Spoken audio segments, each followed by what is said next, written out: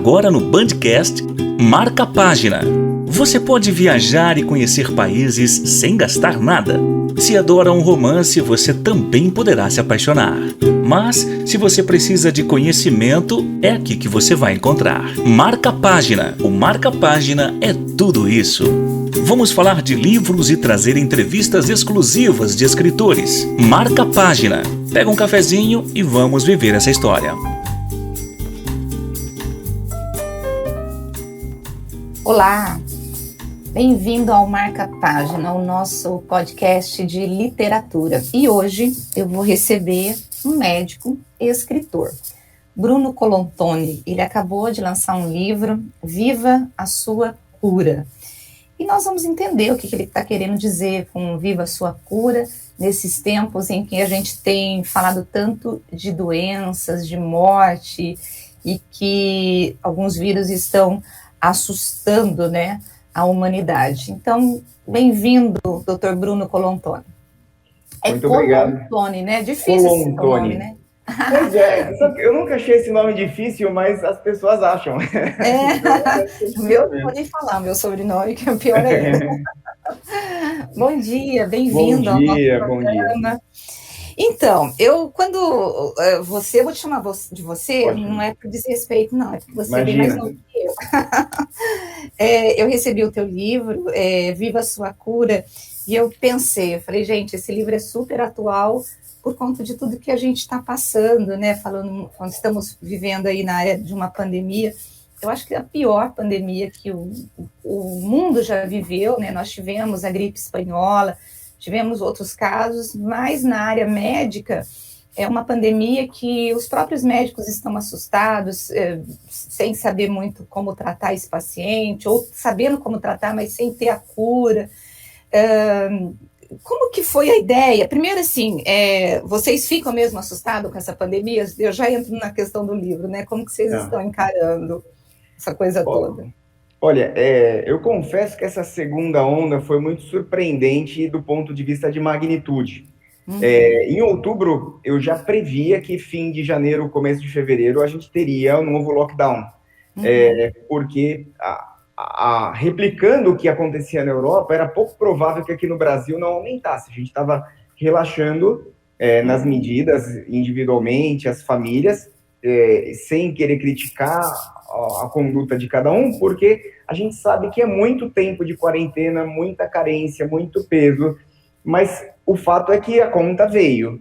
E aí a magnitude que a onda aconteceu assustou um pouco a gente. Então, assim, assustou não um pouco, não, assustou bastante, porque a gente não imaginava que viveria o colapso hospitalar que a gente viveu. Com certeza teve paciente que foi a óbito desassistido, no Brasil, paciente que... Aí alguém fala assim, mas no SUS já acontecia isso, mas não era algo sistemático, quer dizer, não era algo que... Uma pessoa não ia a óbito por falta de oxigênio, o sistema, em especial aqui na nossa região de Campinas, no estado de São Paulo, ele tendia mais a funcionar bem do que a não funcionar, com todas as dificuldades que vivia. E, de repente, você tem um colapso dos leitos privados, um colapso dos leitos de SUS.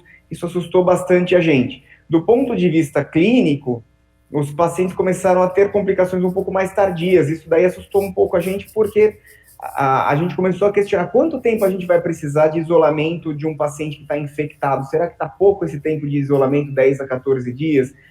Então, levou a várias formas da gente redimensionar essa questão do cuidado do paciente com o Covid. Verdade. Agora vamos lá para o seu livro, né, que é o foco aqui da nossa entrevista.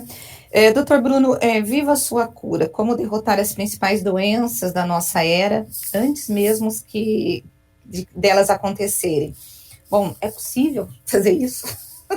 Exato, é possível. Existe uma questão, esse livro começou de uma discussão em 2018, tinha voltado num curso em Harvard com um grupo de brasileiros, e a gente veio discutindo justamente as condutas de alguns médicos lá, que tratam de medicina do estilo de vida, que é o tema do livro, que é uma área que eu sou apaixonado, e um dos médicos lá, que é quem eu mais me inspiro hoje, ele tratava, falando de reverse, né, heart disease, quer dizer, reverter doença cardíaca.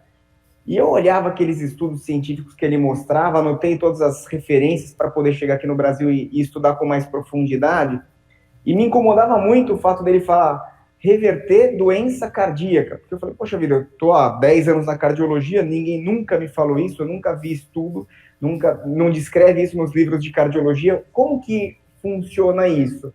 Quer dizer, a partir daí a gente começou uma série de debates nesse grupo, pensando como que a gente pode falar no Brasil sobre você ter um retardo da progressão da doença e, eventualmente, um retardo da doença sem necessariamente você zerar e, ao mesmo tempo, não parecer algo, entre aspas, picareta, algo que foge do ortodoxo ou algo que foge do rigor científico que a gente busca.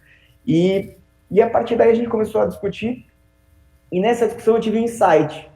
Eu falei assim, mas eu posso falar de cura do ponto de vista, com toda a licença poética em que me é permitido, e discutir como que eu posso redimensionar a vida do paciente com doença crônica não degenerativa, e a partir daí ele viver, de repente, melhor do que ele vivia antes. Então, o conceito de cura que a gente carrega do século XX, XIX, é aquele conceito muito ligado, de repente, às doenças infecto-contagiosas, que era o que mais matava. Então, eu tenho uma tuberculose, eu tomo antibiótico e eu trato tuberculose. Eu tenho uma pneumonia, eu tomo antibiótico, eu trato a pneumonia, eu estou curado da pneumonia. Só que mudou o perfil epidemiológico. As pessoas hoje morrem por outras coisas. As pessoas morrem por infarto, morrem por AVC, morrem por câncer, complicações da obesidade, diabetes, hipertensão e demência.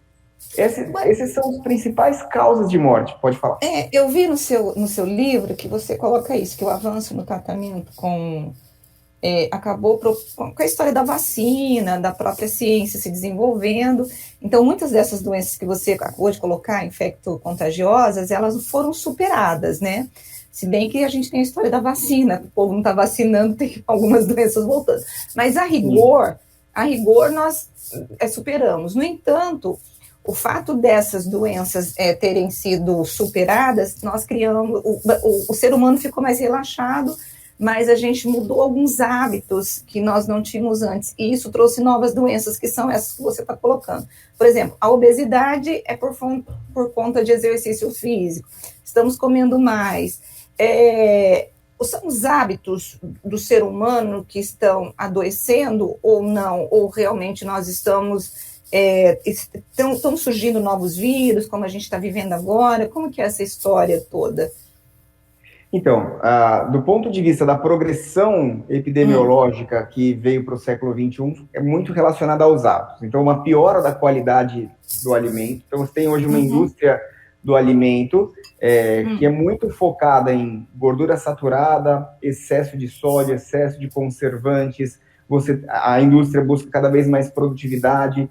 O ser humano busca cada vez comer algo que esteja à mão, pronto, não investe tempo no preparo do alimento, não tem mais aquele contato com o alimento. Então, é um primeiro ponto. Segundo ponto, sedentarismo. O paciente, hoje, as pessoas hoje andam menos, fazem menos exercício, carregam menos peso. Todo o incremento que a gente tem de tecnologia traz com a gente poupar energia. A gente poupa energia e isso traz um problema no médio prazo, longo prazo, que é justamente a falta de movimento. Nós somos feitos para nos movimentar. O estresse. Então, o gerenciamento do estresse cada vez pior. A gente tem uma sociedade que lida muito mal com o estresse, que lida muito mal com o não, que lida muito mal com as frustrações. Então, esse é um outro ponto que sensibiliza muito na hora de formar essas doenças crônico-não degenerativas. Privação do sono. Você tem hoje profissões que só trabalham à noite, ou predominantemente à noite. Você tem uma cultura de você produzir demais, de você trabalhar demais, de você querer ser produtivo. Muita gente, conheço vários colegas médicos que trabalham altas madrugadas, várias vezes na semana, que querem se aposentar com 45 anos.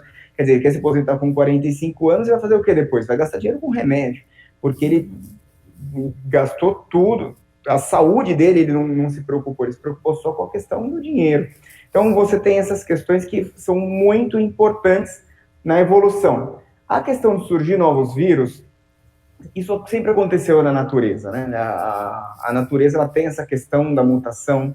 Agora, o que ocorre com o que a gente tem vivido no Covid? Nós tivemos em 2003 a pandemia, a epidemia de MERS-SARS, né? Depois disso, nós tivemos uma progressão. Depois de 2006, mais ou menos, tivemos outro surto de gripe. 2008, 2009 foi H1N1. E agora nós estamos vivendo a epidemia de Covid. Parece pouco tempo, mas de 2003 para 2020, a evolução da globalização ficou muito maior, muito mais intensa. Então, uma progressão muito grande nisso daí. Uhum. E o vírus circulou muito mais rápido. Então, tá. Entendi. Agora, o objetivo do seu livro é levar o leitor a mudar de vida, os hábitos. Qual que foi a tua intenção ao escrever esse livro, Viva a Sua Cura? E aí a segunda pergunta é, quais são esses pilares da medicina? Porque você aborda isso aqui no teu livro, né? Exatamente. O objetivo do livro é levar o leitor a entender que ele pode... Que, primeiro, um estilo de vida ruim vai levar ele a um processo de doença. Então, assim, não adianta ele querer ter sucesso profissional, ele querer ter conforto, se ele não investir na saúde. E que a única forma dele ter saúde é aumentando o nível de autocuidado a partir dos pilares da medicina do estilo de vida. Isso é a verdadeira prevenção.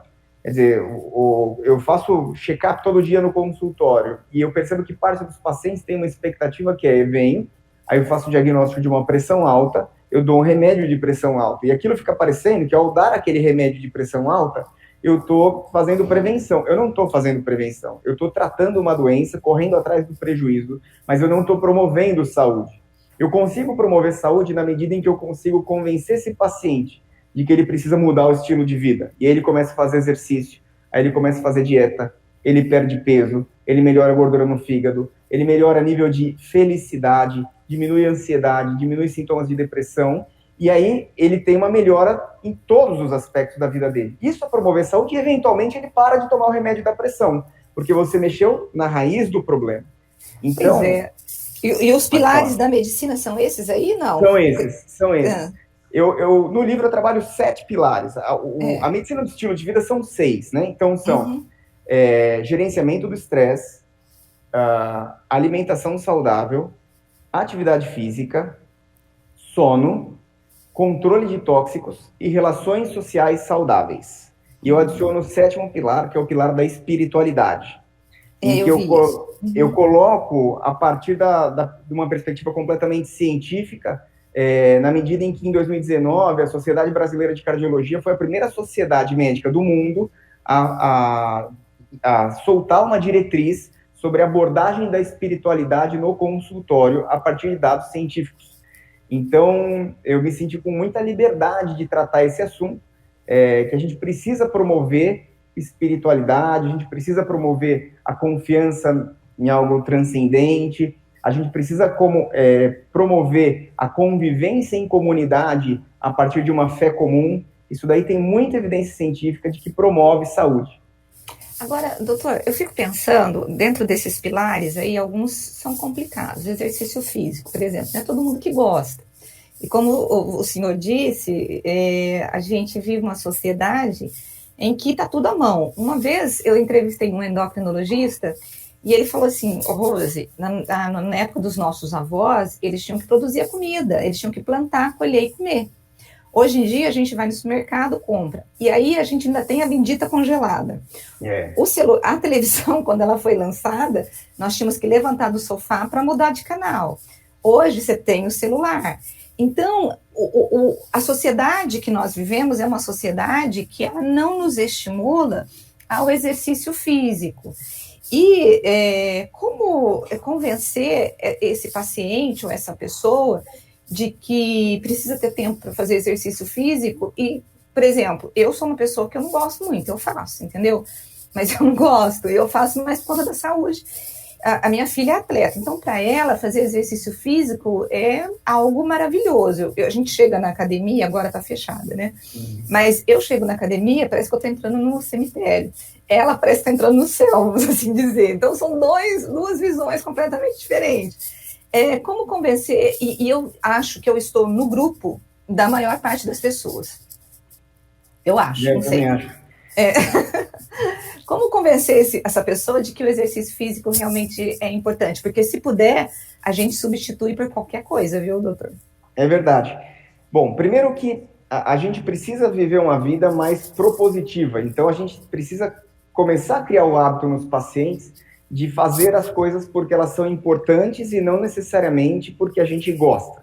Se a gente conseguir tirar prazer daquilo que é importante, melhor. E aí vem uma parte que as academias precisam entender que a maior parte da população não se sente à vontade nas academias. Não existe esse insight ainda, é impressionante, mas eles precisam entender que, assim, eu atendo um paciente obeso, um gordinho chega na academia, numa sala de musculação, ele não se sente à vontade, porque tem aquele bando de gente fortosa, carregando peso forte, ele levanta aquele pezinho fraquinho lá, se sente, né, não se sente parte do contexto. Uhum. Então esse é o primeiro ponto. Segundo ponto, a gente como promotor de saúde, a gente precisa buscar trazer alternativas mais agradáveis para o paciente. E tentar trazer estratégias, porque o maior benefício que tem é o paciente que sai do sedentarismo para uma atividade leve. Depois da leve para moderada, você tem um segundo ganho, e de atividade moderada para atividade intensa, o ganho é pequeno. Então, por exemplo, vou citar o meu exemplo, tá? Quando eu saí do zero e comecei a fazer um pouco de corrida, meu esporte é corrida, pouco de corrida, eu tive muito ganho. Quando eu saí de um pouco de corrida para moderado, o meu ganho foi menor do que o do zero para um pouco. Agora, quando eu saí do moderado para intenso, que hoje eu corro maratona, então eu tenho toda uma estratégia, um trabalho, algo que está na minha rotina tão importante quanto o meu trabalho, esse ganho foi pequeno. Eu tenho plena consciência disso. Talvez quando eu pulo do 0 para 5 km é o maior ganho, 5 km de corrida. Quando eu pulo dos 5 para 20 ou 15 quilômetros, tem um certo ganho, mas já não é igual. Quando eu pulo do 20 para 42, que é o que eu corro, esse ganho é quase nada, ou tem até um pequeno prejuízo, porque assim, você já está no overtraining. Então, é importante, eu pontuo para os meus pacientes que eles não precisam ser maratonistas, mas eles precisam introduzir movimento no dia. Como que eu trabalho isso com os meus pacientes que não gostam? Eu tenho o desafio dos 10 mil passos por dia. Então, assim, todo passo conta. Tem um reloginho que conta passos. Então, por exemplo, hoje eu já fiz 1.300 passos. E aí você começa a propor mais movimento. Então, todo passo conta. Eu levantei daqui da cadeira, fui lá na cozinha, tomei uma água, esses passos contaram. Voltei para cá, contaram também. Então, se eu paro o carro um pouco mais longe e resolvo andar um quarteirão, esses passos estão contando.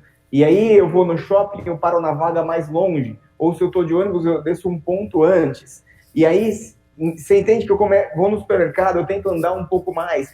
Então eu vou propositalmente introduzindo mais movimento no meu dia e coloco para a maioria dos pacientes a meta dos 10 mil passos.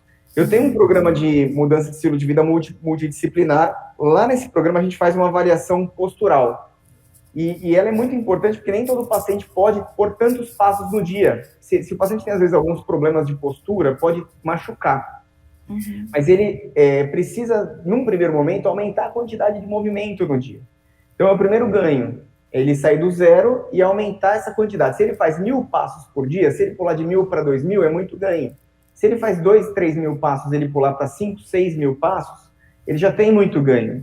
E aí, quando ele vai se aproximando dos 10 mil passos por dia, ele vai tendo um aumento de gasto calórico, ele vai melhorando a massa muscular. Tem um estudo muito interessante, chama Happy Fit, um estudo que testou scores de felicidade, ansiedade e depressão nos pacientes antes e depois de fazerem o desafio dos 10 mil passos por dia. E você teve aumento do nível de felicidade, diminuição dos sintomas de ansiedade, diminuição dos sintomas de depressão, simplesmente por colocar os pacientes para caminhar 10 mil passos todo dia. Então, talvez são estratégias assim que vão facilitando o paciente que não tem prazer no esporte. Pois é, a atividade física, então, aqui no seu livro, você coloca como um remédio que cura antes da doença aparecer. É isso? Exatamente.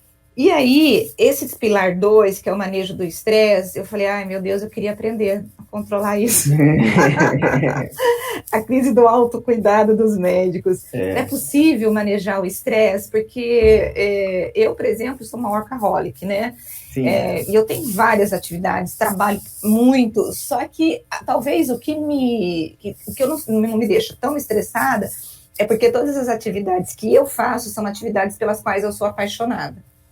Então, isso me traz um prazer muito grande. Então, nunca é um fardo. Então, trabalhar com jornalismo não é um fardo, ser pastora não é um fardo, ser psicanalista que eu estou estudando não é um fardo. Então, são coisas que me dão prazer.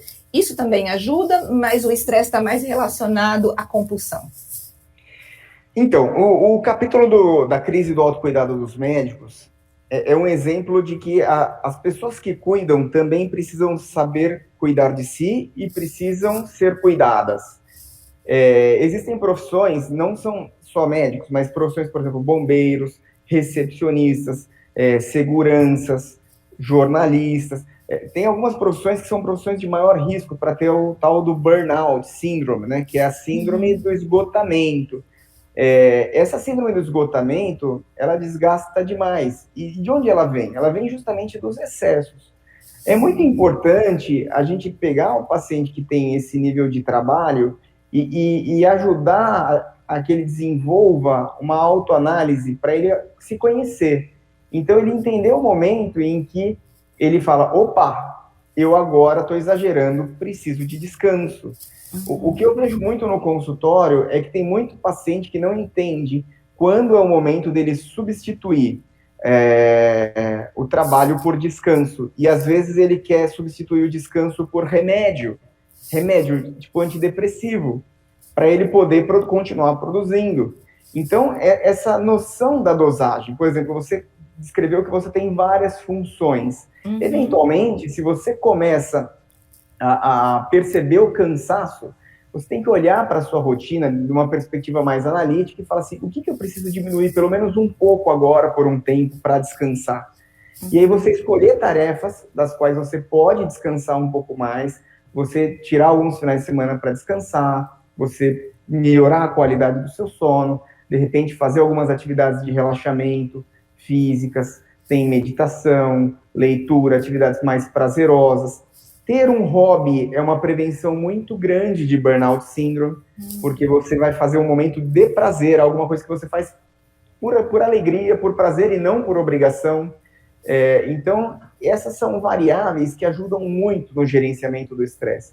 Técnicas de meditação, por exemplo, com respiração, qualquer aplicativo gratuito tem, é fácil de fazer e tem muita evidência científica para que você possa ter melhora.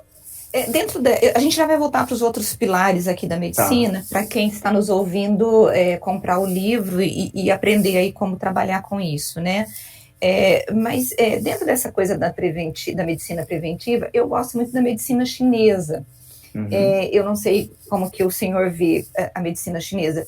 E você tem algumas, por exemplo, Lian Kun, você tem várias atividades de exercício físico, posturais, a própria prevenção, e os postos de saúde, pelo menos aqui de Campinas, não é a maioria, mas eu acho que a saúde deveria investir no prevenção, porque a prevenção ela é mais barata do que o tratamento, né? Muito eu não sei se eu estou certa ou se eu estou errada, mas eu acho que seja mais barata. Se o governo investisse em prevenção, não iria gastar tanto na saúde. Hoje, pois é. Não é? Ou não, eu estou errada? O que o senhor acha? Com certeza. Olha só, eu gravei um podcast há um tempo atrás sobre obesidade, e eu lancei uma questão que é muito importante. Eu avalio que as unidades básicas de saúde precisariam ter, todas elas, uma nutricionista e um professor de educação física. Todas elas. Entendeu? Com aulas o dia inteiro. Não precisa de academia. Qualquer quintal de 10 metros quadrados dá conta de você colocar exercícios para alguns grupos de pessoas, exercícios para hipertensos, exercícios para diabéticos, e você pôr esse profissional de educação física para compor a equipe de saúde. E aí você vira uma equipe de saúde que tem mais propõe exercício físico, e não uma coisa para cumprir protocolo da integralidade do SUS que está na lei lá de 1988. Mas não, você cumpre a função. A Prefeitura de Campinas tenta fazer alguma coisa colocando alguns professores de educação física, alguns parques, tentando se aproximar disso, mas o ideal seria que transformar o posto de saúde num posto realmente que propõe saúde, e não num lugar que fornece remédio, onde o paciente tem apenas a consulta dele. Tem alguns estudos que mostram que para cada $1 que você investe em prevenção, você economiza $5 em tratamento. Então, não tem dúvida que... E o trabalho começa de baixo. Quer dizer, na educação, as escolas precisam... Eu falo disso no livro, as escolas precisam levar mais a sério a educação física. Em especial as escolas particulares, quando chega no ensino médio, começam a focar demais no vestibular e relaxam com a educação física. Eu vivi isso, e a gente sabe que funciona assim. Então, quer dizer, a educação física é muito importante. E se a escola não trabalha isso de uma maneira assertiva, não valoriza, não é o momento ali para cumprir o currículo, para cumprir o protocolo, mas de fato entender que ali é o momento que você vai criar indivíduos e cidadãos mais saudáveis, isso daí fica uma pendência grande na parte das escolas. E a gente está vivendo o contrário, né? Você tem a população brasileira, ela nunca foi obesa, mas nos últimos anos, todos os anos, quando sai pesquisa do Ministério da Saúde, nós estamos ficando cada vez mais gordinhos, né? Sim. Um desespero. E é interessante, porque o estudo que o Ministério da Saúde faz desde 2005, 2006, chama Vigitel, que é esse estudo. É muito bom. Ele tem várias limitações metodológicas, mas como o Ministério ele se compromete a todo ano fazer, a série histórica garante para a gente uma comparação. E, por exemplo, o Vigitel de 2019, 2020, teve ganho de peso. Então, aumentou o número de sobrepeso, aumentou o número de obesos, com uma sociedade que diz que está comendo mais salada. É muito interessante isso. Como que a sociedade está comendo mais salada e está aumentando o peso? Porque são outras variáveis, né? Dentre elas, o sedentarismo. Legal. Então, a gente precisa incluir atividade física, nós precisamos fazer esse manejo do estresse que passa pela autorreflexão, de se a gente está se cuidando ou não, onde que a gente pode melhorar, buscar descanso. Um outro pilar, porque, olha, você vê, já está quase terminando a nossa entrevista. É verdade. Um outro pilar são das relações sociais e um outro é o abandono das substâncias tóxicas, né? Essa questão das relações sociais, em razão da pandemia, a gente tem sofrido muito isso, inclusive está adoecendo muita gente, né? E isso só comprova essa tese de que relacionamento afetivo, ele é muito, muito importante, né? É muito importante. O estudo que eu uso para descrever o capítulo de relações sociais é muito legal, porque ele é de uma cidade da Pensilvânia chamada Roseto. Na década de 50, Rose, estava explodindo uma epidemia de infarto fulminante nos Estados Unidos. O presidente Eisenhower tinha acabado de morrer de infarto, tinha acabado de ter um infarto. Você tinha uma série de infartados pelos Estados Unidos, mas tinha uma cidade, uma colônia italiana em Roseto, na Pensilvânia, que os índices de infarto não eram iguais aos índices da região, apesar de as taxas de diabetes, obesidade e hipertensão serem iguais.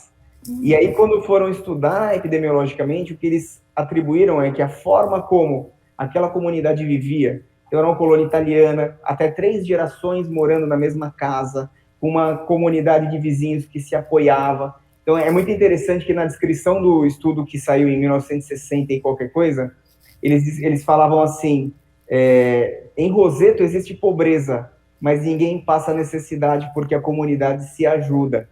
Então, ou seja, havia compaixão, né? Havia compaixão, solidariedade, tinha vínculo com as pessoas, os idosos eram cuidados pelos netos, tinham relação com os netos.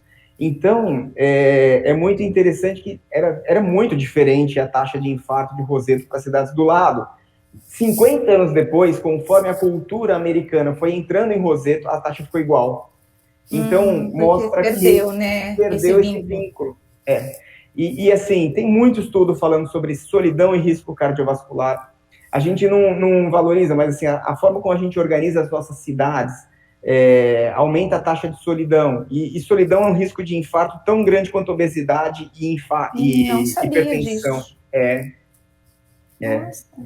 Então, assim, a gente precisa trabalhar relações sociais na nossa população, a gente precisa incentivar a nossa população a ter esses vínculos sociais, porque isso protege mesmo de infarto. Então, O debate sobre solidão, então, ele é extremamente importante e deveria, inclusive, ser discutido na saúde pública, porque hoje nós estamos cada vez mais sozinhos, por conta da internet, por conta das redes sociais, e você tem visto, assim, muita gente sem vínculo, né? Você vê os adolescentes se relacionando, eles são uma pessoa em frente ao computador, e quando eles estão presencialmente, sequer consegue se olhar nos olhos, né? Pois é. E você tem as grandes metrópoles se organizando muito em torno da solidão. Então, são estúdios de um dormitório, a pessoa acorda de manhã, trabalha ou faz home office, vai para o cowork, volta, não se relaciona com pessoas, ele não precisa ir mais para o escritório, ele não precisa...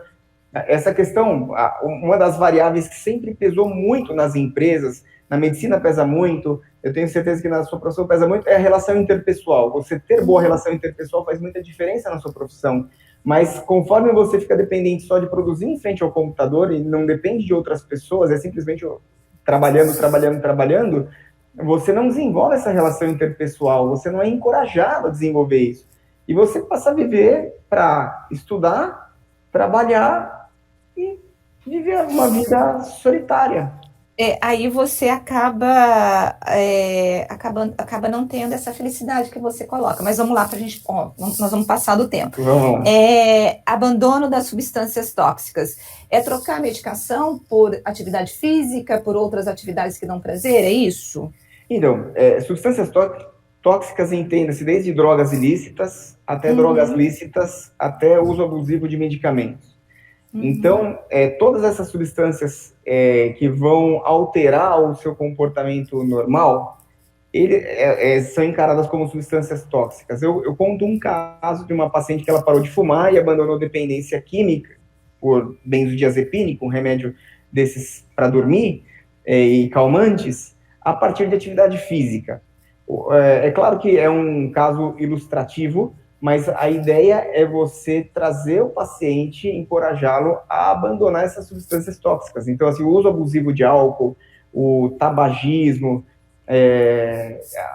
tudo isso ele vai fazendo com que o paciente aumente o risco cardiovascular. Então, encorajar o paciente a parar de fumar, diminuir o consumo de álcool, vai fazer com que esse paciente tenha uma qualidade de vida maior. E aí ele tem que investir em alimentação, né, que a cura está na cozinha. Uma vez eu me lembro que eu fiz uma matéria, faz muitos anos, não vou nem falar para você não saber a minha idade, se bem que eu não tenho muito problema com isso, não. E eu lembro que eu fiz uma matéria para a revista do Correio, que era A Cura Está no Jardim da Vovó. Por quê? Porque antigamente você usava muitos produtos naturais, então se você tinha uma dor de barriga, você fazia lá um chazinho de hortelã, você buscava, então estava tudo ali, né? E a cura, ela está na cozinha realmente, né? É substituir e aprender a ter prazer no comer, né? Não comer de forma mecânica, né? Exato. Assim, a gente precisa encorajar os pacientes a visitar mais a cozinha. Então, preparar os alimentos, ter contato com alimentos naturais, preparar, aprovisionar no congelador, faz no final de semana. O ato de cozinhar é um ato de amor. O fato da família sentar ao redor da mesa é um momento de interação social importante. Então, o cozinhar não é só a gente simplesmente preparar aquilo que vai comer, mas a gente preparar o alimento. O alimento tem um significado muito mais amplo do que simplesmente colocar ele na boca, mastigar, engolir e se nutrir. Então, nutrir a alma, nutrir o afeto, criar o vínculo. E quando o paciente, isso daí tem estudo científico amplo mostrando que quando você prepara uma comida em casa, ela tem muito menos caloria do que se você prepara ela no restaurante, a mesma comida. A comida do restaurante, ela tende ao hipersabor, ela vai tender a temperos mais químicos, o uso um pouquinho maior de gordura para ter mais paladar. Então, você preparando em casa, você vai ter um alimento mais natural. E isso vai trazer bons resultados para a saúde. O pilar 6 aqui do seu livro diz que o sono, ele é importante porque você produz saúde enquanto você dorme. Mas hoje, as pessoas, elas estão tendo muito... A gente vê, e você deve receber muita gente no teu consultório dizendo que tem insônia, né? A insônia, ela é um resultado de todo esse estilo de vida equivocado que nós temos. E como resolver isso? Porque eu vejo que eu atendi uma vez uma pessoa na igreja, na verdade, ela não consegue dormir. ela passa a noite acordada, assim, não consegue dormir, e é um desespero, porque chega no dia seguinte, ela tá com olheira, ela tá completamente cansada, irritada, porque vem outras variáveis por conta de não dormir direito, né? Essa questão do sono é uma questão muito delicada, porque, assim, algumas funções vitais do nosso organismo, como o sono, elas têm um estímulo muito relacionado à luz. A nossa pele sente a luz, os nossos olhos é por onde a gente sente mais a luz, né? Então, a energia elétrica, já há tantos anos atrás, já começou a atrapalhar um pouco a nossa relação com o sono. Quer dizer, antes da energia elétrica, você tinha aquela questão de ir relaxando, lá por volta de 6, 7 horas, para você introduzir um período de sono, acordava mais cedo quando o sol nascia. Na medida em que você já tem esse prejuízo, você continua sendo produtivo e o seu cérebro continua funcionando porque tem luz acesa. Com o advento das telas, isso piorou demais.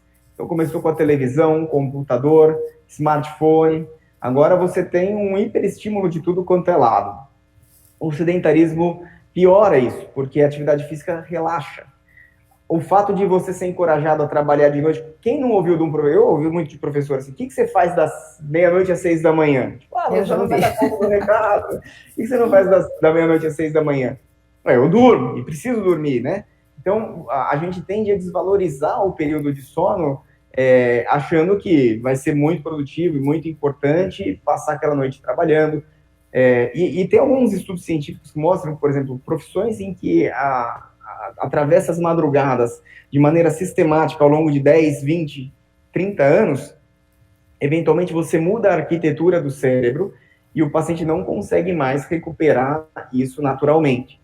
Agora, no paciente que não teve essa mudança da arquitetura do cérebro, você consegue, por abordagem cognitivo-comportamental, por medidas como, por exemplo, você só deita na cama sem celular, o celular fica para fora do quarto, você deita no quarto, não tem televisão, você para de assistir televisão mais cedo, você faz uma técnica de relaxamento antes de dormir, toma um banho quente, tem um ritual do sono, faz de repente uma oração, você vai se preparando para aquele momento que o seu corpo vai entendendo que aquele momento é o momento de dormir. É mais ou menos o que a gente faz com criança, a gente vai esquecendo disso. Verdade. E aí a gente se prepara para dormir.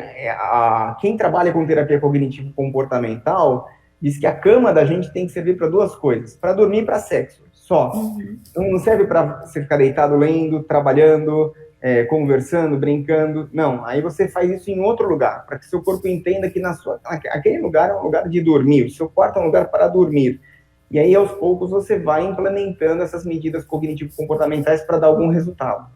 Tá certo. Agora você não descarta dar remédio para um paciente que precisa, porque também ele precisa descansar. O descanso é importante, né? Agora, o último pilar que você colocou, que é da tua autoria, espírito, corpo e coração. O que é isso? Bom, a Sociedade Brasileira de Cardiologia divulgou em 2019, começou primeiro com um documento informando acerca de estudos que estavam acontecendo, levantando bibliografia acerca de espiritualidade. E aí, eles desenvolveram, inclusive, alguns questionários específicos para o médico abordar a espiritualidade com o familiar.